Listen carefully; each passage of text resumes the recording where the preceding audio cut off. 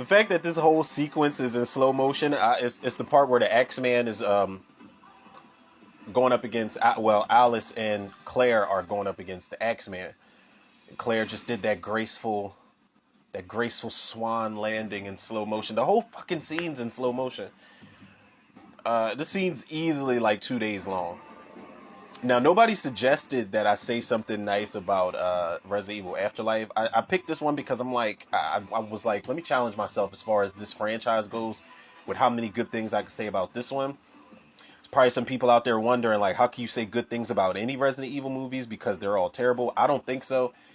This is much like Tremors. This is one of my favorite guilty pleasure franchises of all time. Like, these movies know exactly what they are, with the exception of the first one, because I feel like they were kind of trying to go for something a little different.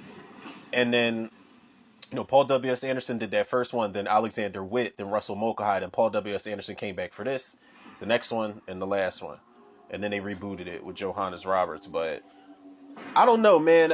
Before I start saying nice things, let me say I've always felt this way about this movie in particular. I've always felt like Resident Evil Extinction was the best in the series. It's the best looking in the series. The pacing is great. The zombies are vicious. The overall look of how they depicted a dried up, rundown planet Earth, in the zombie apocalypse was amazing. It is a great post-apocalyptic zombie monster movie / action movie. But I feel like with how Russell Mulcahy did that shit justice, I feel like Paul W.S. Anderson got a little intimidated by that.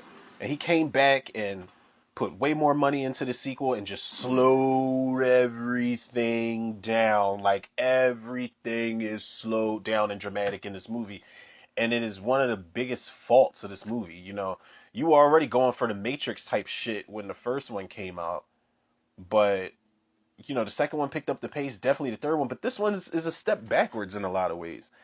But if I gotta say something nice about it, I gotta say that this is over now. But the X-Man sequence is one of the best sequences in the franchise. It's cool as shit to watch. The money's there. The X-Man looks great, spot on from the games. It's always good to see Alice and Claire form this unlikely sisterhood from it's good to see that carry on from the last movie. And who doesn't want to see Mila Jovovich and Ali Larter drenched fighting a fucking X-Man zombie mutant monster thing?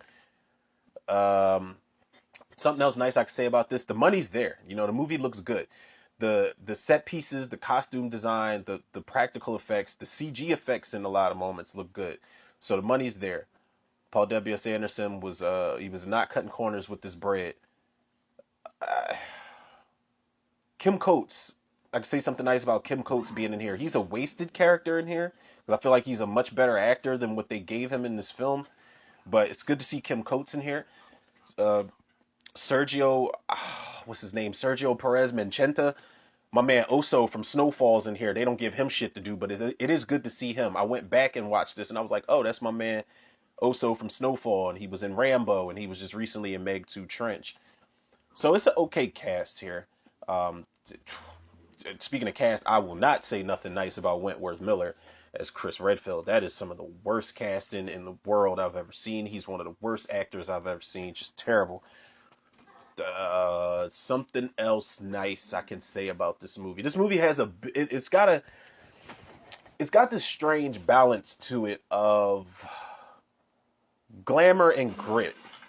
The grit comes in the post-apocalyptic settings that these characters are put in, but the glam comes in that opening sequence that is definitely a Matrix type of ripoff, and it comes in the third act sequence where Chris, Alice, and Jill, not Jill, but Chris, Claire, and Jill go.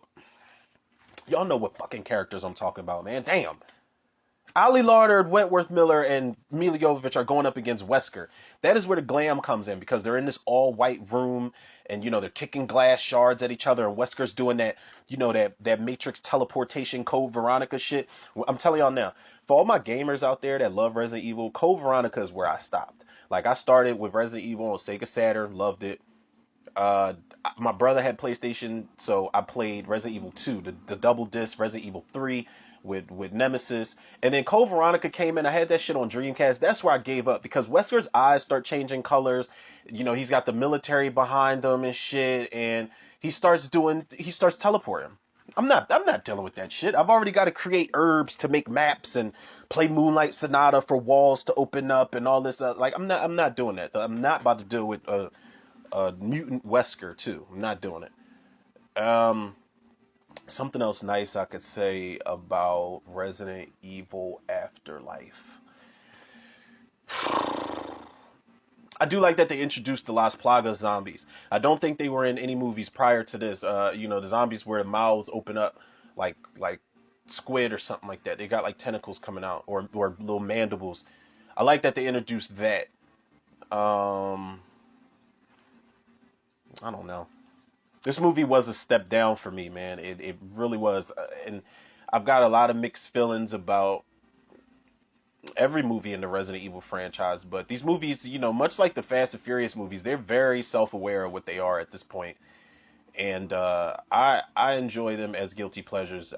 Now I think this might be easier to say nice things about than it's going to be if I decide to do Resident Evil: The Final Chapter, because I don't think that movie looks bad. I don't think the ideas are bad. I just think whoever the editor was on that film,